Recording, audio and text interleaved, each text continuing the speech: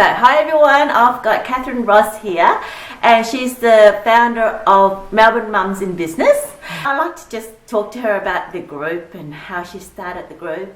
So when did you start this group and why? So I actually started it just before I had my first daughter, Lily, so she's now 4, and I thought, because I was in business and I needed to network, I needed to get some people in my field and find out about how others do it as well in terms of business, and so I thought, why not set up a Facebook group? And it took off, which was great. So it actually took off really quite quickly. So it's got over 3,000 members? Just about, which is great. So I get lots of requests every day to join, which is wonderful. So quite a diverse group, which is lovely, of lots of different business owners, and it's a good way to sort of help support each other, and we get to know about our businesses and we share about our lives. And I think being mums as well, it's good to have a bit of a blend of business and also the personal side of things, because they often overlap. Of course they do, yes, of course. And it's nice to know how people juggle their lives. So what are some of the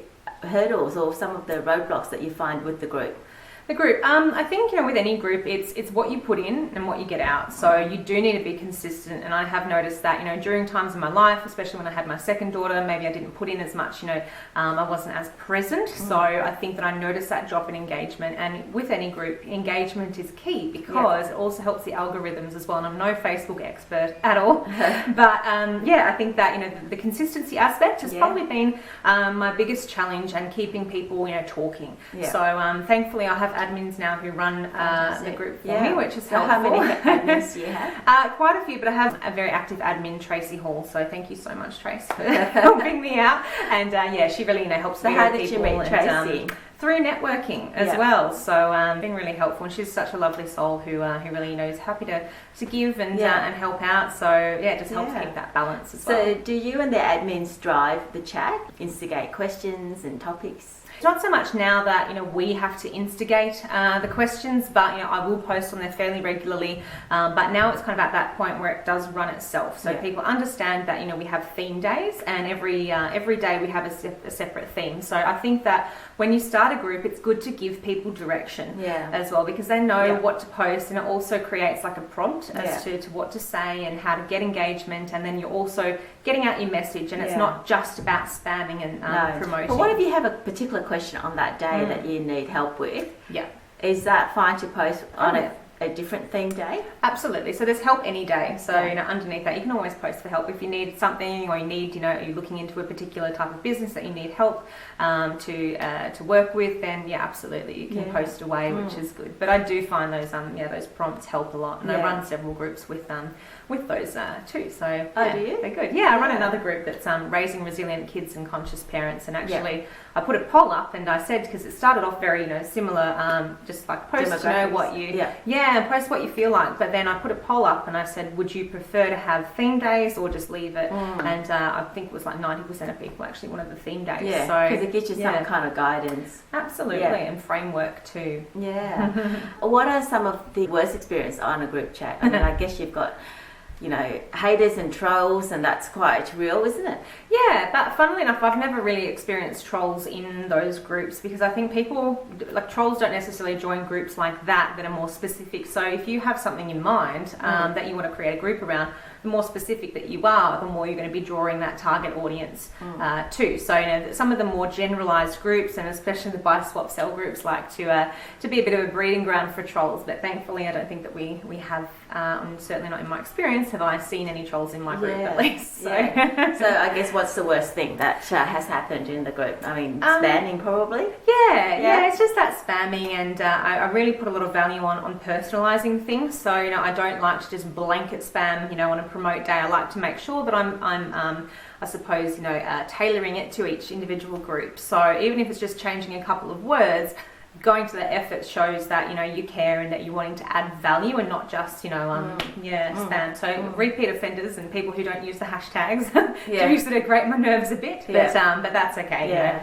We're all human. Do you network in person as well? I used to, so because I have 2 daughters now, one this 4-year-old and one is 16 months, so it's been a bit challenging to sort of get out with the 16-month-old lately, but when she was really tiny I did do a lot of networking in person. But that's actually how I started my business business, because I moved to Melbourne, over 8 years ago now, and I knew nobody. Yeah. And so I just thought, well, you know, I started a business after I got made redundant. I knew nobody over here. How on earth am I going to get myself out there? Yeah. And at that point, I didn't really know that much about social media. So, I just got up and started speaking to people. I did BNIs, which are great training as to how to get yourself, you know, feeling confident. Yeah. And it's really quite intimidating Oh, yeah. when you're networking, even online and face to face, I think. But I think the more you do it, the more practice you get. Like anything, you know, it takes practice to get yourself out there and work on talking to people, isn't it? And people buy from people. That's the thing. Like, you know, it's easier to establish a connection and a relationship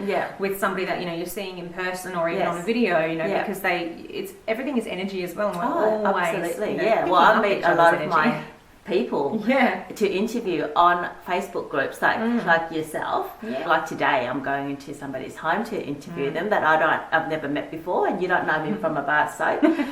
But after they see some of my interviews or they see my face, they feel like they know me. Yeah.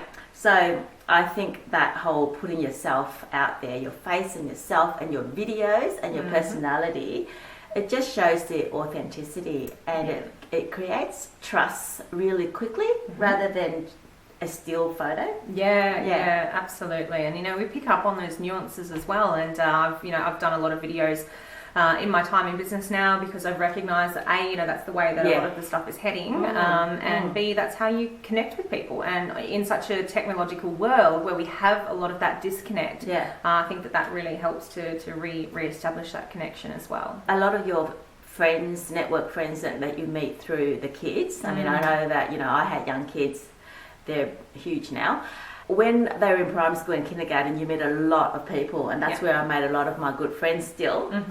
Are they in the network group, or do they not have their own business? Like in terms of me personally? Yeah, yourself, yeah. Yeah, well, I don't get out that much, unfortunately. So, yeah, I don't have a huge network of people that I've met through that side of things. But I think that I have a lot of friends who maybe I haven't even, you know, met that many times in person, but you establish that connection online too. Yeah. So, you know, the more that you put into it, like any relationship, the more you nurture it and get to know each other and everything, they do find out that, hey, like, you know, you've got this particular group that I'd like to be part of, and so there's a lot of crossover between sort of like, you know, interpersonal relationships and the business ones as well. So, great. Well, I've been in Melbourne Mums in Business for I think about 2 months now. And it's been really great because it's quite niche, which is fantastic. I mean, I'm in a lot of business groups. I like it because the numbers are not that large. You know, 3,000 is quite manageable. I'm sure there's a lot of inactive members as well. So the active ones you sort of get to know, and you get to know their business and their posts and all that stuff. And I'm in one that's huge as well, 30,000 members, and I find that a little bit too much because there's lots and lots of businesses going on there. And then I'm in some that are much smaller, which I find that I don't get that much out of. So I think this is a good number. Yeah, exactly. Because, you know, when you go to post, you've also got to understand that you're going to be competing in essence with all these other people's posts. Because, you know, if you have say 35,000 people in a group, you can't see, and, you know, say 20,000 of them post a day, you're not going to see 20,000 posts. So there's a lot of stuff around algorithms that I don't really understand. But so I think that sometimes sort of mixing it up between, you know, being part of smaller groups and medium groups and larger groups gives you that blanket coverage with your advertising and, you know, just building those relationships in general. Well, thank you so much for that, and it's so nice to finally meet you, and I'm sure the members of the group would appreciate, you know, you talking about the group as well and how you started, and find that really interesting to put a face to the name.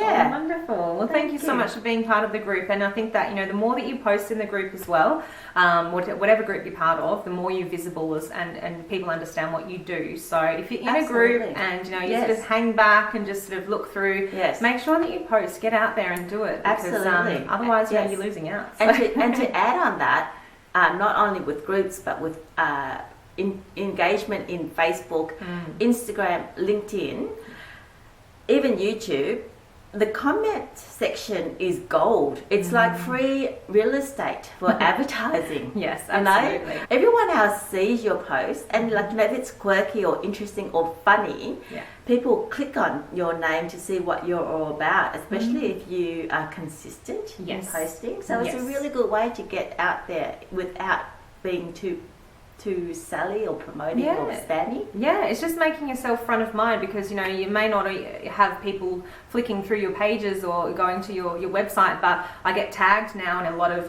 people's posts in other groups, Yeah. you know, because they know that, hey, Catherine does that tapping thing, that weird, you Yes. know, EFT, Yeah, and so yeah. they tag me in those posts, Yeah, and yeah. because they know that I post all the time in those groups, Yeah, yeah. so consistency is And really good. and the more you post, the more they know that you're quite familiar with that platform, and they're not Yes. afraid to tag you, and that's really great cross promotion.